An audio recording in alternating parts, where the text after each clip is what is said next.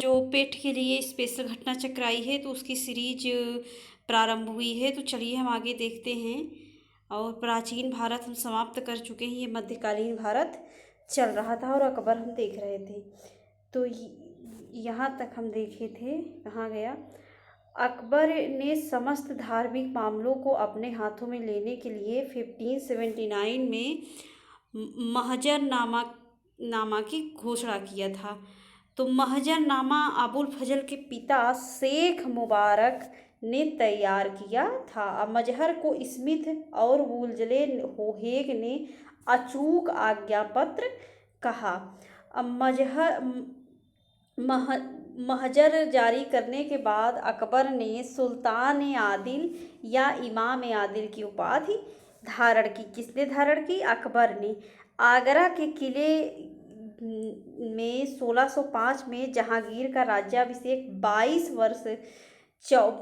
वर्ष और 24 दिन की अवस्था में हुआ और उसने नूरुद्दीन मोहम्मद जहांगीर बादशाह गाजी की उपाधि धारण की। दुअस्पा एवं सिंगस्पा प्रथा किसने शुरू की? जहांगीर ने शुरू किया। मोस्ट इम्पॉर्टेंट, 1615 में राणा अमर सिंह और मुगल बादशाह जहांगीर के मध्य चित्तौड़गढ़ की संधि हुई थी। और एतमादुल्ला का जो मकबरा नूरजहां ने 1622 से 28 के मध्य अपने पिता मिर्जा गयास बेग की याद में बनवाया था। ये कई बार प्रश्न बना है। यह पहली कृति है जो पूर्णतः संगमरमर से बनाई गई है।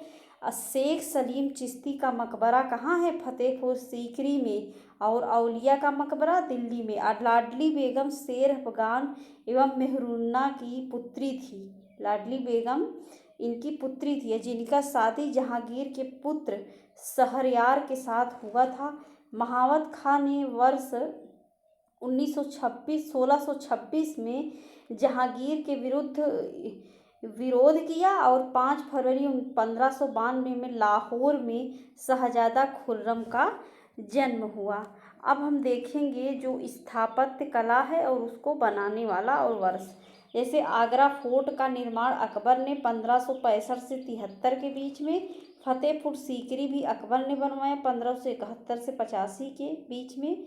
चार मीनार कुली कुतुब शाह 1591 में। निशात बाग आसिफ शाह 1633 में। ताजमहल शाहजहां 1631 से 48 के बीच में।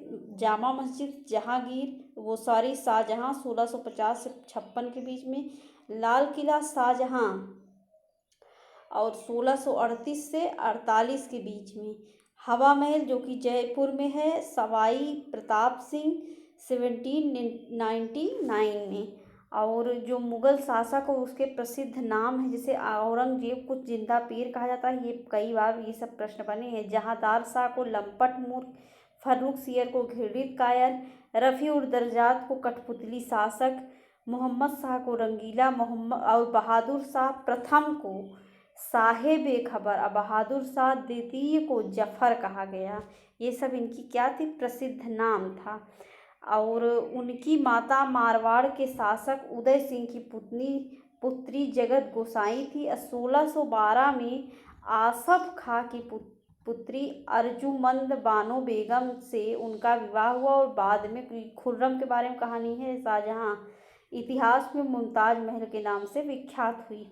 1628 में शाहजहां अबुल मुजफ्फर शाहमुद्दीन मोहम्मद साहिब किरण सानी की उपाधि धारण कर गद्दी पर बैठा।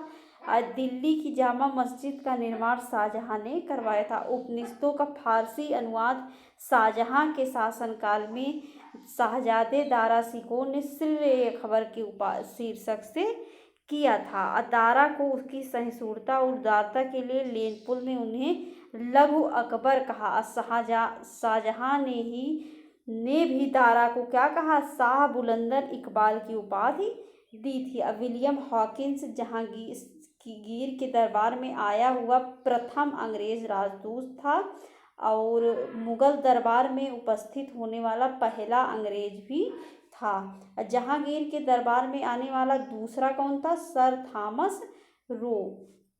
जहांगीर ने हॉकिंस को इंग्लिश खां की उपाधि देकर अर्मीनिया की एक स्त्री से उसका विवाह कर दिया। किसने? जहांगीर ने। अब पीटम मुंडी ब्रिटेन का था, ये किसके समय में आया? शाहजहां के। तो ये प्रश्न बनता है कि कौन किसके समय में आया। जहांगीर के समय के सर्वोत्तम चित्रकार कौन थे? उस्ताद मंसूर और अबुल हसन। जहांगीर ने उन दोनों को क्रमशः नादिर उत अस या उस्ताद मंसूर और नादिर उस जमा अबुल हसन की उपाधि दी। और मुगल जो बादशाह शाहजहां ने बलबन द्वारा प्रारंभ की गई जो ईरानी दरबारी रिवाज सिजदा था, उसको क्या किया? समाप्त कर दिया गया। अब मुगल बादशाह औरंगजेब का राज्याभिषेक 2 बार हुआ है, तो ये प्रश्न बनता है कि कौन सा मुगल बादशाह था जिसका राज्याभिषेक 2 बार हुआ है? तो किसका हुआ है? औरंगजेब का। मध्य प्रदेश के में स्थित उज्जैन के निकट धर्मत नामक स्थान पर 15 अप्रैल 1658 को औरंगजेब तथा दारा सिकों के मध्य युद्ध हुआ था। तो धर्मत का युद्ध कई बार प्रश्न बना है। और सामूगढ़ का जो युद्ध था 29 मई 1658 को औरंगजेब और मुराद की संयुक्त सेना एवं दारा सिकों के मध्य हुआ था, और इसमें दारा सिकों पराजित हुआ था। और उत्तराधिकार का अंतिम युद्ध कौन था? देवराई का युद्ध। और उस्ताद मंसूर पक्षी विशेषज्ञ चित्रकार था और अबुल हसन को व्यक्ति चित्र में महारत हासिल थी। जहांगीर ने अपनी आत्मकथा फारसी भाषा में लिखी है, तुजू के जहांगीरी। आगे है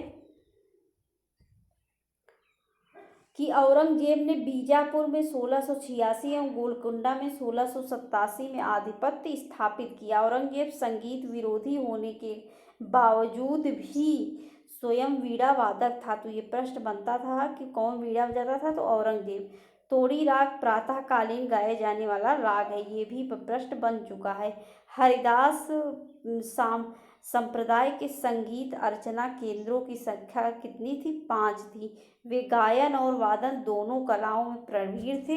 इनके शिष्य थे जिनमें से तानसेन, बैजू बावरा, गोपाल नायक, मदन मोहन का नाम उल्लेखनीय। ये सब इनके क्या थे? शिष्य थे। अकबर के शासनकाल के दौरान तानसेन और स्वामी हरिदास प्रमुख ध्रुपद गायक थे। औरंगजेब के शासनकाल के दौरान मुगल सेना में सर्वाधिक हिंदू सेनापति थे, ये याद रखिए।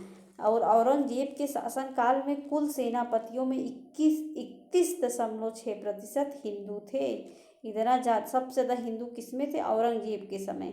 और जिसमें से मराठों की संख्या आधे से अधिक थी, उसमें मराठा सबसे ज़्यादा थे। अकबर के काल में यह अनुपात कितना हो गया? घट गया, 22.5% था।